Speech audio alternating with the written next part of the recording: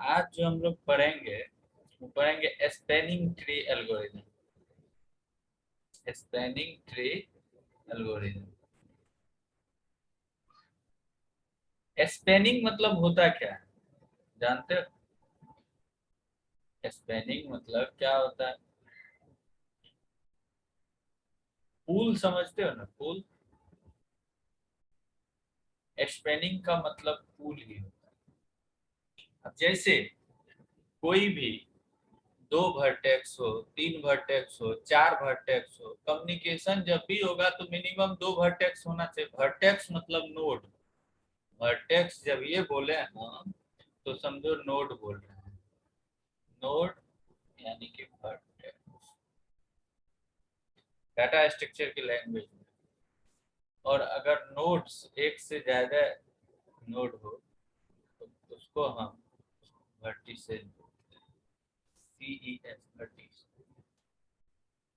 तो यहाँ पर स्पैनिंग ट्री एल्गोरिदम क्या कहता है? अगर कोई ग्राफ है, ग्राफ कहने का मतलब है कि जैसे कोई चार वर्टेक्स है, ए बी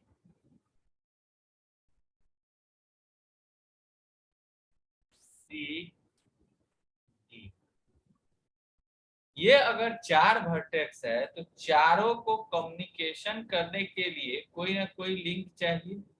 मेश टोपोलॉजी याद है? मेश टोपोलॉजी उसका कैसा होता यस था? Yes sir. इसी तरह कम्युनिकेशन होता था।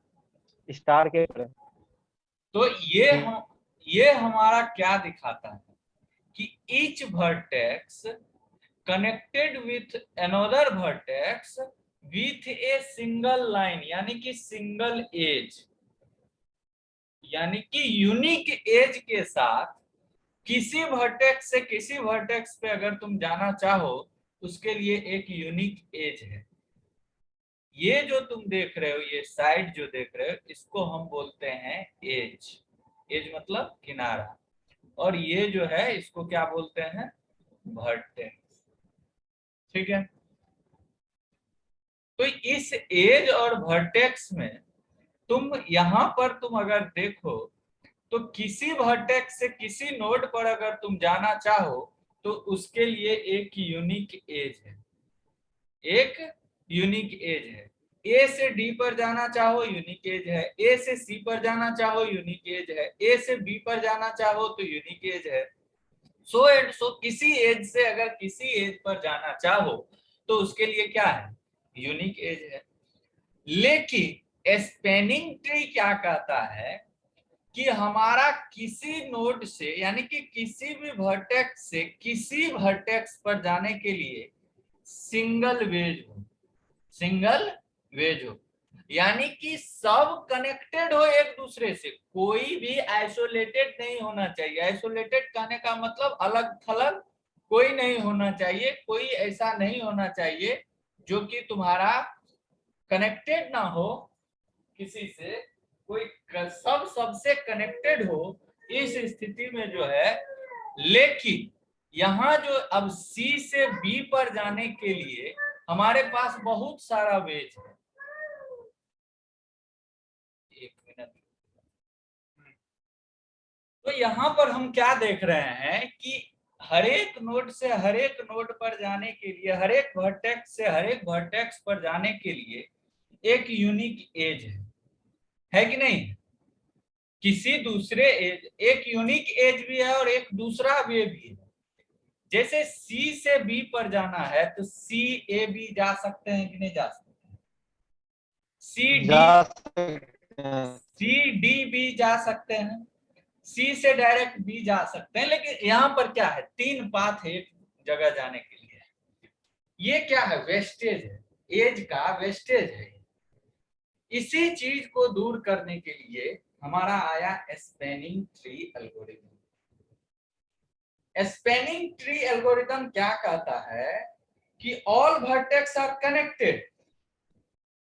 कनेक्ट सारे वर्टेक्स से रहेगा, लेकिन with minimum number of edges.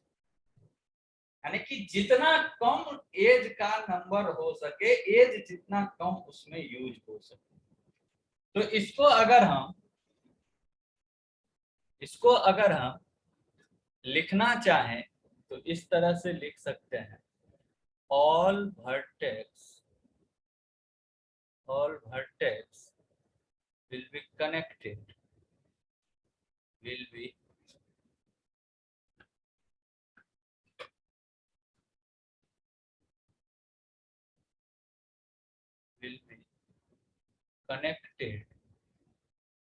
but क्या with minimum number of edges, with minimum number of edges। जैसे अगर 3 वर्टेक्स रहता तब देखो, ए है, बी है और ये सी है, ये 3 वर्टेक्स। अगर इसको सीधा देखें, यूनिक सारे नोड को सारे नोड पर पहुंचने के लिए अगर यूनिक एज हो तो इस तरह से होगा या नहीं होगा? यही होगा। लेकिन क्या ये सही है? क्या इसका अल्टरनेट वे हो सकता है? हो सकता है। तो ये जो तुम देख रहे हो, ये क्लोज जो बन रहा है और यूनिक हर एक नोड से हर एक नोड पर पहुंचने के लिए जो यूनिक पाथ है, यूनिक एज है, यही ग्राफ कहलाता है कंप्लीट ग्राफ। क्या कहलाता है? Complete graph.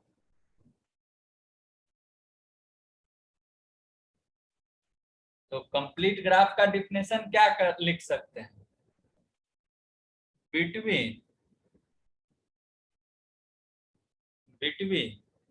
two vertices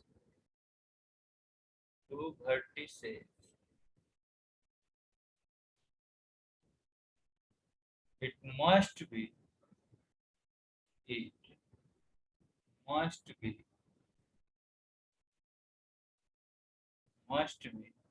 connected with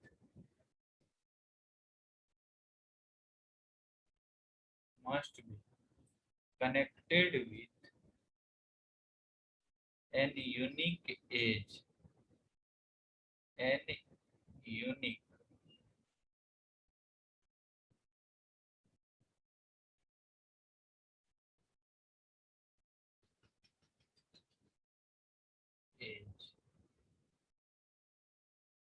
कि अगर दो वर्टेक्स के बीच में कनेक्शन हो और यूनिक एज के थ्रू हो, यूनिक एज मतलब अपना एक एज हो जो दोनों को कनेक्ट करे। ए से सी पर जाने के लिए यूनिक एज है या नहीं है? ए से बी पर जाने के लिए यूनिक एज है कि नहीं है? ए से डी पर जाने के लिए unique edge, so and so, किसी को भी देखोगे तो वो सब अपना अपना यूनिक एज लेके बैठा हुआ है। ये डिनोट किया जाता है, इट्स डिनोटेड बाय के। अब के, तो इसको कौन सा के कहेंगे और इसको कौन सा कहेंगे? तो नंबर ऑफ वर्टेक्स जितना है वो हमारे के सफिक्स में आ जाए। ये कितना है? 3 है। ये कितना है? 3 नंबर ऑफ वर्टेक्स है, तो ये के 3 हो गया। यहाँ नंबर ऑफ वर्टेक्स कितना है? 4 है, तो के 4 हो गया। बात समझ में आया?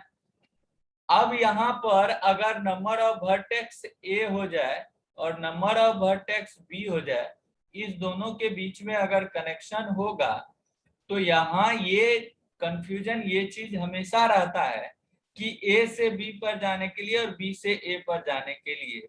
यहाँ ये देखो कि ये क्या कर रहा है, ये हुआ कौन सा?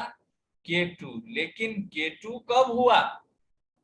K2 जब दोनों तरफ से जाएगा। जब दोनों तरफ से जाएगा। एकदम बिल्कुल सही बोले कि जब दोनों तरफ से जाएगा तभी ये K2 होगा। तो यही कहलाता है कंप्लीट ग्राफ। लेकिन स्पैनिंग ट्री क्या कहता है कि कंप्लीट ग्राफ में नंबर ऑफ एजेस बहुत ज्यादा है, जो कि हमारे प्रोग्राम को, जो कि हमारे नेटवर्क को कॉम्प्लेक्स कर देता है। तो उसी नंबर ऑफ एजेज को कम करते हुए जब हम उसी ग्राफ का सब ग्राफ बनाएंगे तो वह, लेकिन वहां पर ये चीज सेटिस्फाइड हमेशा होना चाहिए कि हर एक वर्टेक्स से हर एक वर्टेक्स पर पहुंचने के लिए वेज होना चाहिए, एजेज होना चाहिए। यूनिक एज नहीं भी हो तब भी चलेगा, लेकिन एज होना चाहिए जिससे कि एक वर्टेक्स से दूसरे वर्टेक्स पे हम पहुंच पाए। वही क्या कहलाता है? स्पैनिंग ट्री कहलाता है। और स्पैनिंग ट्री जो होता है, एक कंप्लीट ग्राफ का more than one spanning tree होगा, बहुत सारा वे होगा, तो हम सारे स्पैनिंग ट्री को उस कंप्लीट ग्राफ का सब ग्राफ कहेंगे। तो क्या लिख सकते हैं उसको?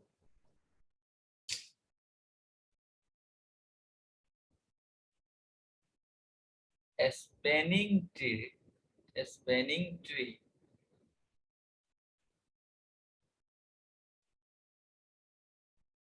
is also known as subgraph of, subgraph of किसका? Subgraph of complete graph, subgraph of complete graph.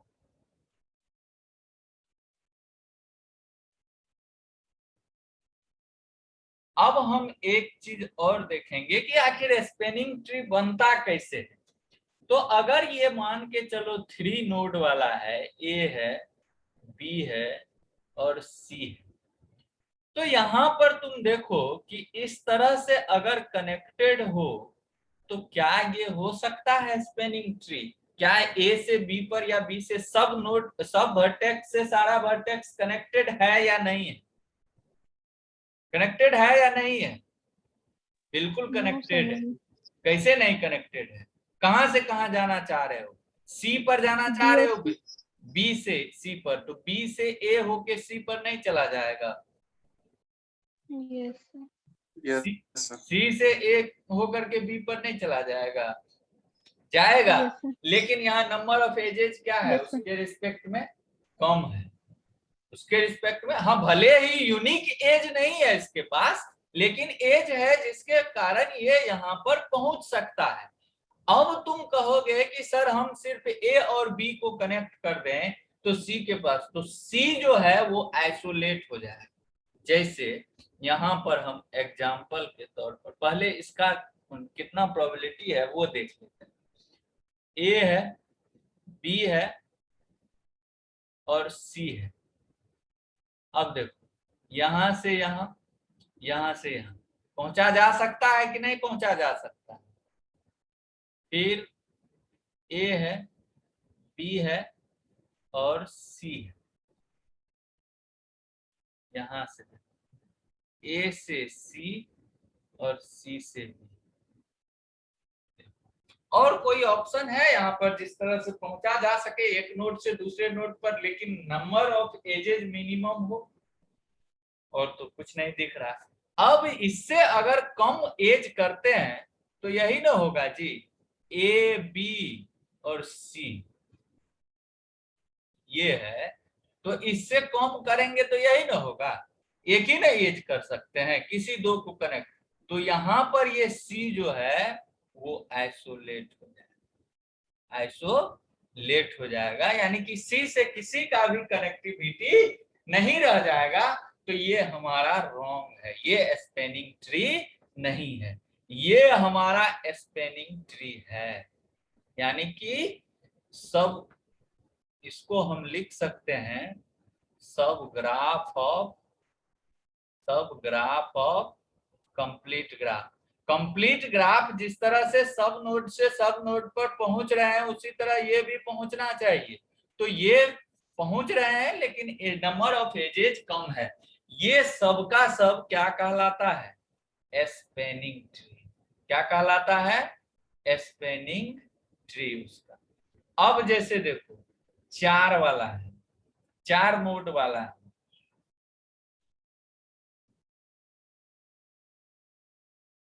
A B सी और डी, ये 4 नोड। तो अगर तुम इसको यहां से और इसको यहां से और इसको यहां से कनेक्ट कर दो तो क्या इस पे पहुंचा जा सकता है? सारे नोड से सारे नोड पर पहुंचा जा सकता है। Yes sir. उसी उसी तरह से ए बी सी और डी, अगर तुम इसको यहां से, इसको यहां से और इसको यहां से, ये भी है कि नहीं उसका सब ग्राफ? है sir. A B C D, यहां से इसको कनेक्ट कर दो, यहां से इसको कनेक्ट कर दो, यहां से इसको, ये भी है सब ग्राफ। ए बी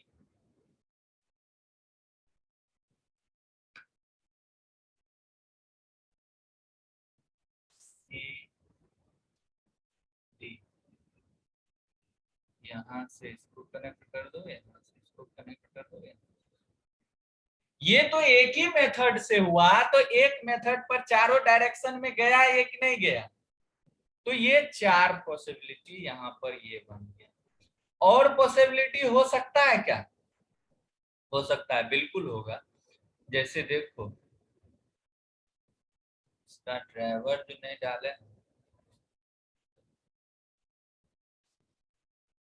यहाँ पर जैसे एक इस तरह का हम लेते हैं,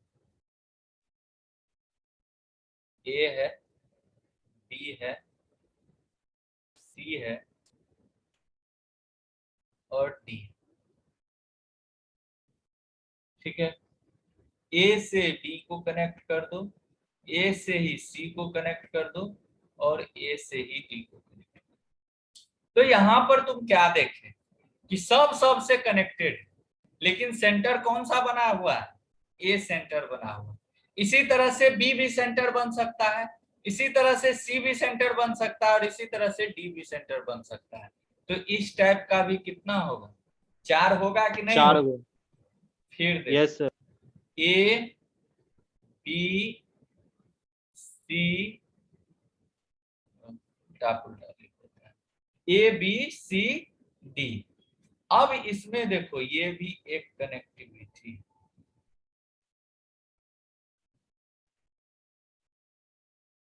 यहां पर देखो क्या हो रहा है, सब से कनेक्ट हो रहा है कि नहीं हो रहा है। इसी तरह से इसका भी 4 बनेगा कि नहीं बनेगा? ये जेड टाइप जो है, तो अगर ए से शुरू हुआ तो बी से भी रिवर्स टाइप हो सकता है कि नहीं? बी से इधर गया, फिर ए से सी पे, फिर सी से डी पे, हो सकता है कि नहीं हो सकता है? तो इसका भी कितना ग्राफ बनेगा? 4 ग्राफ बनेगा कि नहीं बनेगा? हाँ।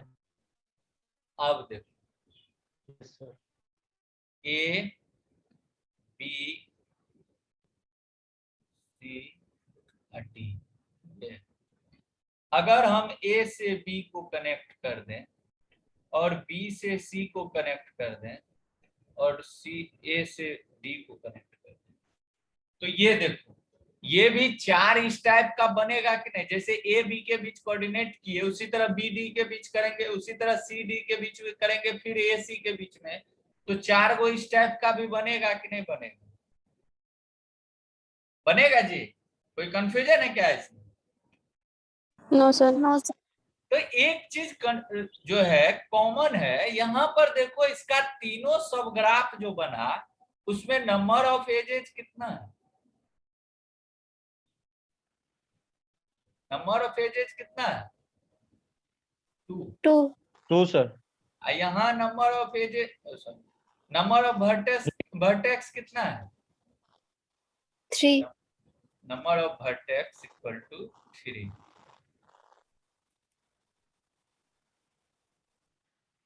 ये टोटल 4 कितना हो गया? ये 16 हो गया कि नहीं हो गया? जी। 4 + 4 + 12। 4 + 4, कितना हो गया? 16 हो गया total। 16। सब में एक चीज कॉमन देखो, नंबर ऑफ वर्टेक्स कितना है? Number of vertex equal to 4 है कि नहीं सब में? और number of edges equal Yes, to sir. कितना है सब में? किसी में 3। 3, किसी में 3 से हाँ। ज्यादा या 3 से कम है क्या? नहीं है। ये सबका सब जो है, नहीं सर। ये K3 का ये तुम्हारा स्पेनिंग ट्री हुआ, ये K4 का स्पेनिंग ट्री हुआ। तो अब यदि हम देखना चाहें तो number of edges equal to क्या हो जाएगा जी? Number of edges equal to क्या हो जाएगा? फॉर्मूला अगर देखना चाहें तो number of edges in spanning tree, sorry minimum, sorry spanning tree रहने दो, स्पेनिंग ट्री क्या हो जाएगा? यदि सबको कोरिलेट करो तो क्या हो जाएगा? अगर let number of edges, sorry number of vertex equal to n है, तो number of vertex equal to n है, तो number of edges equal to क्या हो जाएगा? n-1 हो जाएगा कि नहीं हो जाएगा? n-1 हो जाएगा। यहां देखो टोटल वर्टेक्स कितना था?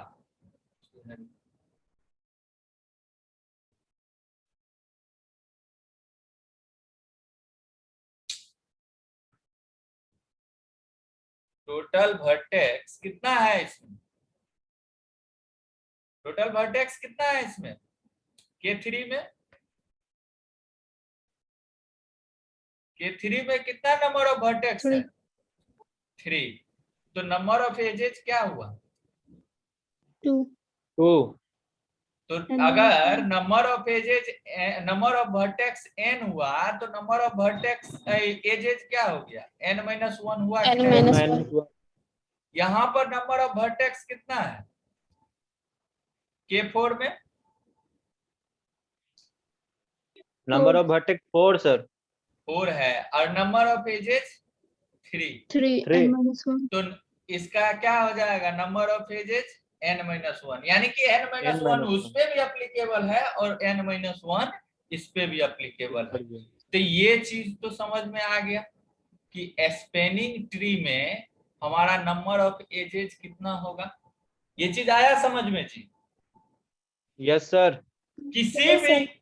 किसी भी कंप्लीट ग्राफ में नंबर ऑफ वर्टेक्स जितना होगा उससे एक कम स्पेनिंग ट्री में नंबर ऑफ एजेस होगा। अगर किसी कंप्लीट ग्राफ में number of vertex equal to n है तो उसके spanning tree, each spanning tree should be n-1 number of edges. हमेशा एक कम एज रहेगा नंबर। और कंप्लीट ग्राफ का डिफिनेशन अगर पूछ दे, हो सकता है कि हम भी पूछ दें या हो सकता है बाबा में या कहीं भी पूछ दे, तो कंप्लीट ग्राफ किसको कहेंगे? If each vertex having unique edges to communicate to each other vertex, that is called complete graph. Complete graph. अगर हर एक वर्टेक्स को अपना एक यूनिक एज हो हर एक दूसरे वर्टेक्स से कनेक्ट होने के लिए, तो वही कहलाएगा कंप्लीट ग्राफ। स्पेनिंग ट्री किसको कहेंगे? कि किसी भी कंप्लीट ग्राफ में टोटल नंबर ऑफ वर्टेक्स जितना है उससे एक कम नंबर ऑफ एजेस के हेल्प से जितना भी पॉसिबल सब ग्राफ बन सकता है वो सब ग्राफ क्या कहलाएगा? स्पेनिंग ट्री कहलाएगा। सबका सब स्पेनिंग ट्री कहलाएगा। अब तुम्हारे माइंड में एक क्वेश्चन और आ रहा होगा कि सर यहाँ पर तो 3 एज वाला आप बता दिए, 4 एज वाला आप बता दिए, तो ये संभव हो गया। अगर 5 एज हो जाए, 6 एज हो जाए, तब क्या करेंगे? तब नंबर ऑफ स्पेनिंग ट्री कितना बनेगा ये अगर पूछ दे तब हम क्या कहेंगे? तो अब देखो इस चीज को देखते हैं।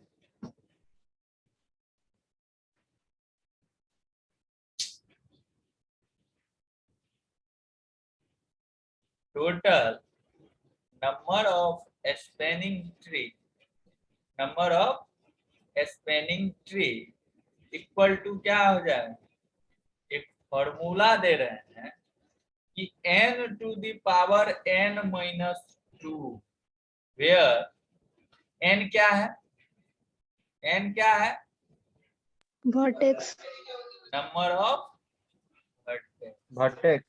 vertex number of vertex.